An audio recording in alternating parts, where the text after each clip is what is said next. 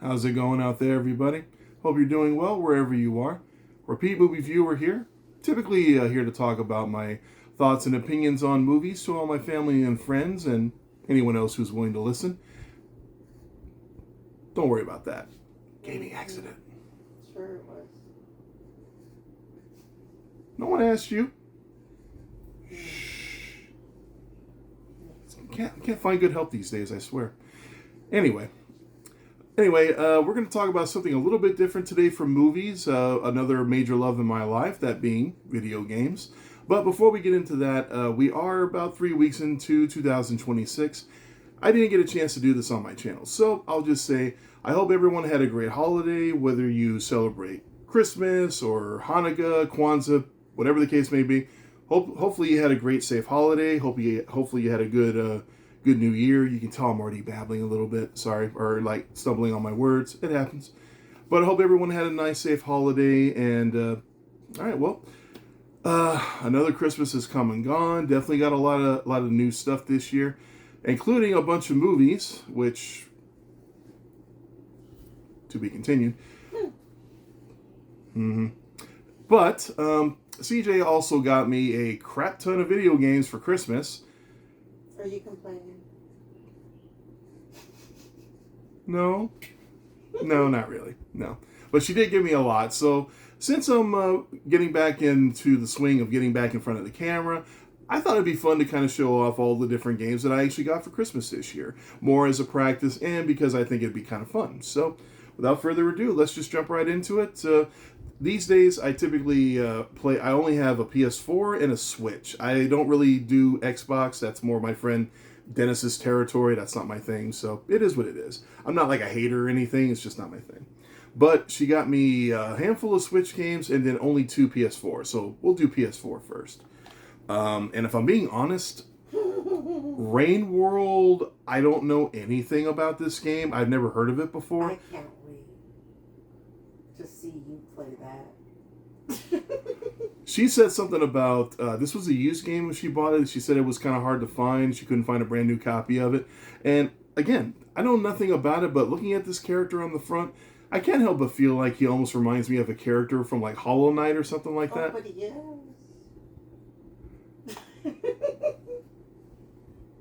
And you know what? That scares me a little bit because Hollow Knight's a hard ass game. That is probably harder than Hollow Knight. But you're smart. You can beat it. Harder than Hollow Knight? Yep. You wasted your money. I ain't playing this shit. Hollow Knight's freaking hard. Yeah. I can't even beat that game yet. I will. I'll beat it. I beat everything I play. See, that's worth the money. You won't beat it in 5 Harder hours. than Hollow Knight? Man, why do you hate me? I don't hate you. Well, then why would you get me a game that you know is going to piss me off? See, you know how angry I get when I play Hollow Knight. That game is... Walk away. You can't tell a gamer to walk away. That's not in the gamer's vocabulary. Well, I don't know what to tell you there. Clearly not. Don't break your other wrist. You know goddamn well that's not what happened. I didn't break... Moving on. The other PS4 game I know plenty about and was very much looking forward to it. The Marvel vs. Capcom Fighting Collection. I will be honest. Super excited when I found out this was coming out because that's a lot of different arcade games. Let me get it up in there. The glare sucks, but yeah. I used to play a lot of these fighting games way back in the day in the arcades. It even comes with a side-scrolling action game, The Punisher, which I did play periodically as a kid, so it was fun to go back and play. I've already played it and beaten it on this copy. Big surprise. But it'll be fun to delve into a lot of these other games. I haven't really gotten into them yet, but I will. I did play Marvel or X-Men vs. Street Fighter. Still fun. If I have one complaint about this, I don't think these games are very well played on like with crosshairs or the analog that you typically find on a Switch or a PS4 controller. Sometime down the road, I want to look into a arcade stick because I think in the past, I know in the past they have sold things like that. I'm wondering if they still do because I feel like games like these these are better played with an actual arcade joystick. I feel like it'll flow better. But I can't wait till I get that game. what game? That one. That's a good game. It has all the good arcade games on it. Well, maybe you'll get it for your birthday or something. You never know. Maybe. But that does it for the PS4. We're going to move on to the Switch. The first one, I got to be honest, I never heard of this one either. Now, you're seeing a trend here with some of this stuff, right? Eagle Island Twist. Apparently, it's a remake of a game called Eagle Island. I'm not familiar with it. And she didn't necessarily buy this game for me. It actually came in a mystery box. I'm a big fan of the AVGN, or Angry Video Game Nerd. He's got a thing on his website where you can buy these different tier levels of mystery boxes, different prices and whatnot. Of course, being a mystery box, you don't know what's in it. This happened to be in it, so I look forward to throwing it in at some point in the future and try it out. I feel like if it was in a box that he from his website, that means I look at it as like a recommendation from him. So I kind of trust his opinion a little bit. So you didn't even know that was in there. Don't act like you did. I probably picked it for, It was a mystery box. The whole point of a mystery box is you don't know what's in it. Yeah. Right? That's how mystery boxes work. Anyway, moving on. This was actually, I was excited for this game, Shadow Labyrinth.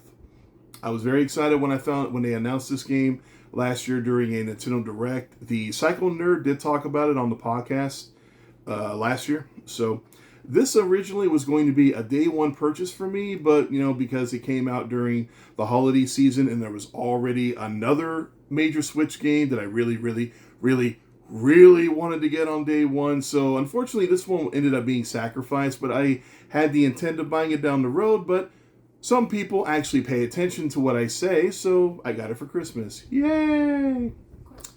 But I don't want to get too much into it. I know that this is more like it's like a side-scrolling, almost like a Metroidvania RPG style of game. But what really intrigues me is that this little yellow guy right here, he's kind of like a familiar, I think is what they call him in those kind of games. It's essentially Pac-Man. Yeah, I mean, I remember when they showed the game footage last year. Certain parts of the game, you come to a point where you can't go any further.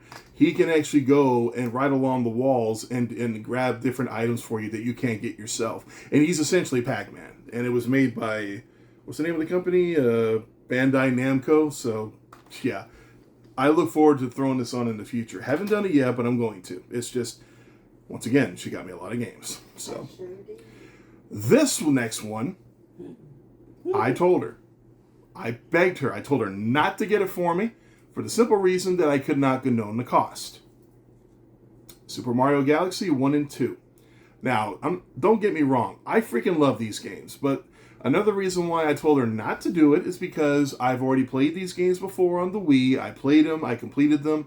They're great games. Loved them to death. And when they announced this, I was excited initially. But when I found out what the price tag was, which I think it was like more than $70, I was like, you know what? I don't think I needed that bad, because I don't think it's worth that kind of money for something I've already played before. And as far as I know, they didn't really upgrade them in any way. It's essentially the same game, although they did add a music player, so that's something, I guess. But I guess what she didn't know is that you can actually buy the game separately on the online service. So technically speaking, down the road, I was going to buy this one separately. But she bought the whole thing, so I'm happy. I'm happy because I do love these games. And not only that, but I actually did buy the Super Mario 3D All-Stars cartridge years ago when it came out. And it came with the first game, which I've already played through and completed that game as well. But let's be fair here. Anyone who's ever played the Mario Galaxy games, I'm sure you'll agree, these are some of the best Mario games that have ever been made. My son loves this franchise, and he's hoping that we get another Galaxy game. Personally, I would love to see them take the Galaxy game and the Odyssey game and kind of mesh them together. That would be a very interesting dynamic, in my opinion, but that's just me. So thank you. You're welcome. All right, moving on is another game that I was very excited to play, Terminator 2D No Fate. When I saw the game footage for this last year, I was super excited. And then after the game came out, initially you had, let's see, RGT85. I saw him play the game, and also Mike Matei played the game, and I saw more game footage. It looked really fun. And I'm here to tell you, I have thrown it in. I have played through it. It is definitely worth the money to play this game. It is a lot of fun. And it's very clear that it was influenced by a lot of the games that we got for the Terminator 2 franchise back in the day, for the NES, the Super NES, even the Sega CD game. I've never played it, but I have seen footage of it. And I can't help but feel like this is like an amalgamation of all those different ideas, but better than what we got back in the 90s. Like, way better. So, if you're on the fence about this game, I'll tell you what, I love side-scrolling games. This is definitely one of the better ones I've ever played. So, definitely worth checking out. It is definitely a great compliment to the Terminator 2 film, which is one of the greatest films of all time, in my opinion. Now, this other one is a series of games I've never played. You got the Turok Trilogy. But the reason why I never played these, I did have a 64 back in the day, but I only had a handful of games. I think I had maybe 10 games back in the day for the 64, and that was pretty much it. Not that I didn't like the system or any of the other games, but there's a reason why. In 1997, my brother Chris did buy me a PlayStation for Christmas. And up until that point, I'd only had one game system. You know, growing up, we only had one system at a time. And this was the first time that I ever had to divert my attention amongst two different consoles. That's never been done before in my life up to that point. It was kind of like in the Attitude Era of WCW and WWF, where a lot of wrestling fans know what I'm talking about, where we kept flipping through both channel, or, you know, flipping back and forth between shows for like a long time. That's kind of this scenario here. It's like, I've always been a pro Nintendo guy, and then when he bought me the PlayStation, it was like, oh, this is pretty good. I still love you, Nintendo. I still love you, but it's pretty good over here too. So, but no, I always thought these games looked interesting. Never tried them out. I have no excuse. I do have it now, so I'll pop that in at some point or another. Haven't done so yet. Now comes the part. That's all the Switch games. That's all the PS4 games. We're not done yet, are we? Yep. No. She did something I told her not to do. I told her, don't get me a Switch 2. I told her that. Why did I tell her that? Because it was a lot of money. I never buy a console the first time it comes out. Good thing you didn't buy it. Can I finish my thought, please? Sure. Thank you.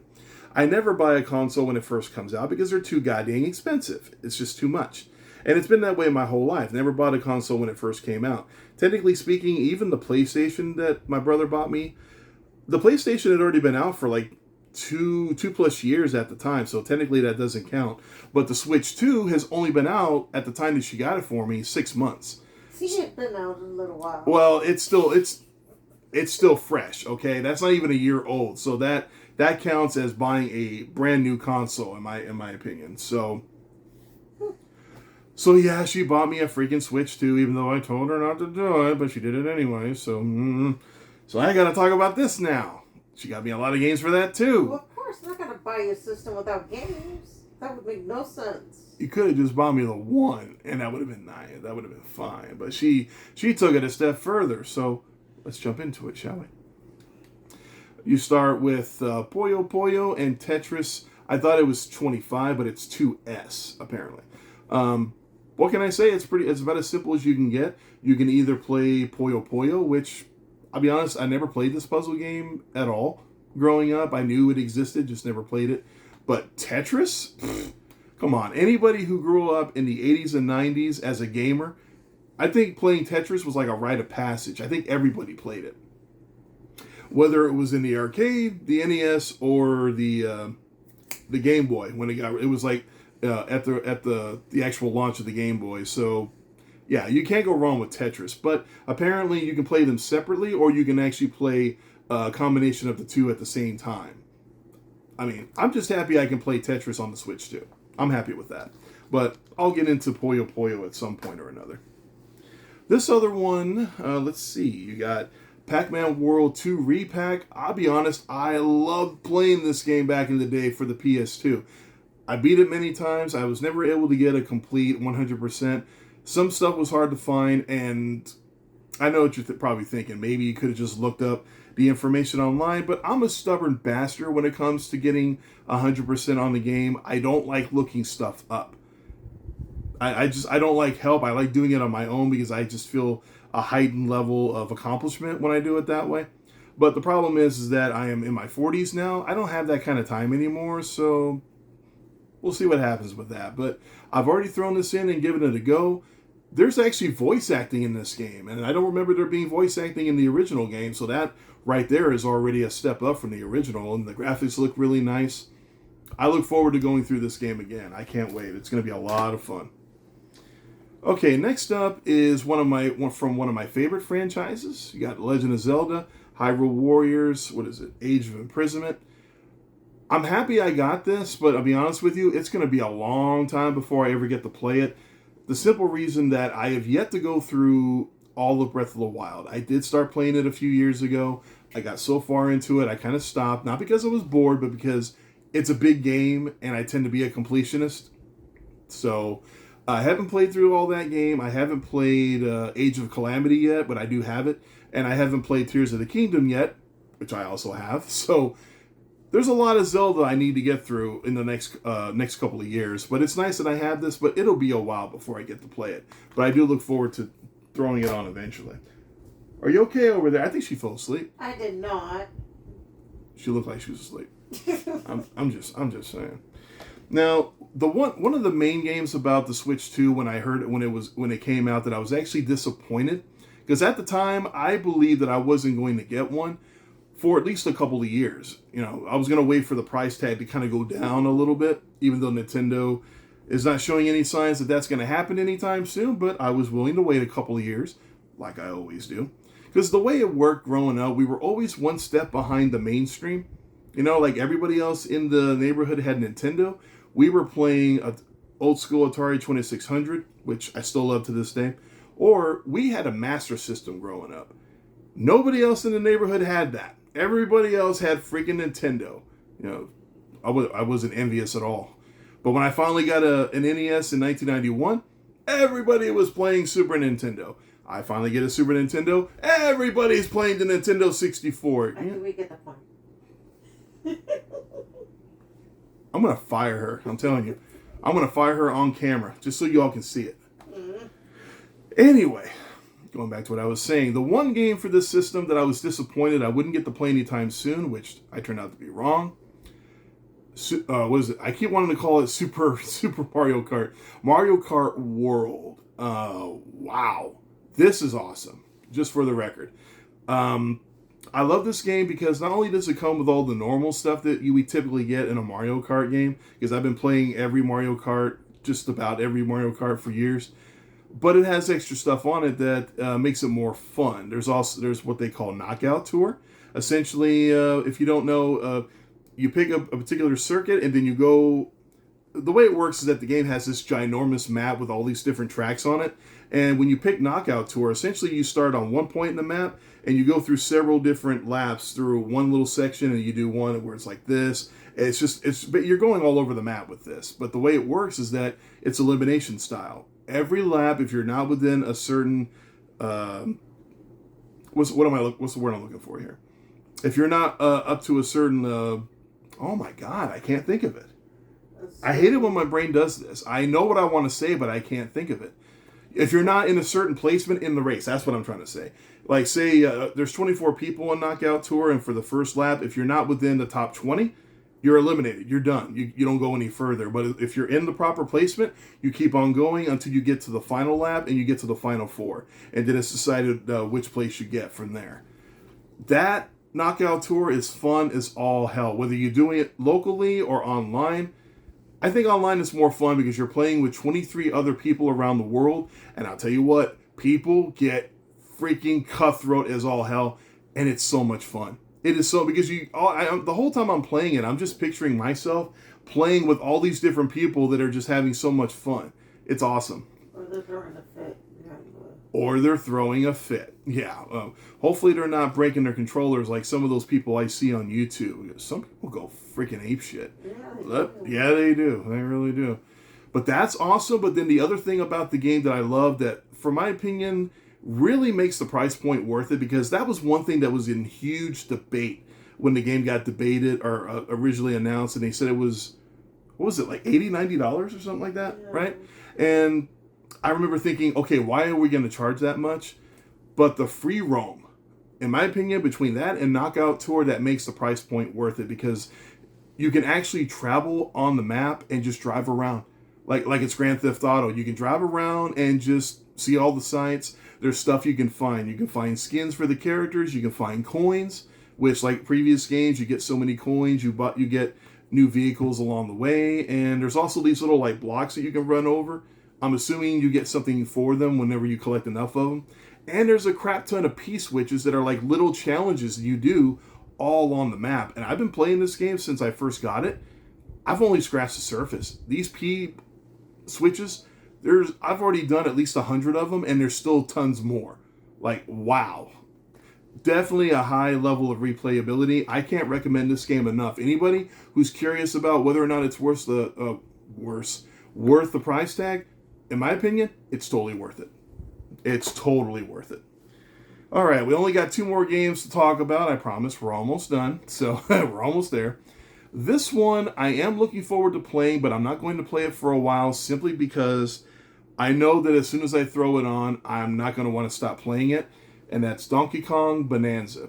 I've seen the game footage for this. It looks so much fun. There's already DLC for this game as well. I do look forward to that down the road. This looks like a lot of fun to me. It really does. I cannot wait to play this. Might even do a little review on it when I do, just to kind of give my initial thoughts about it.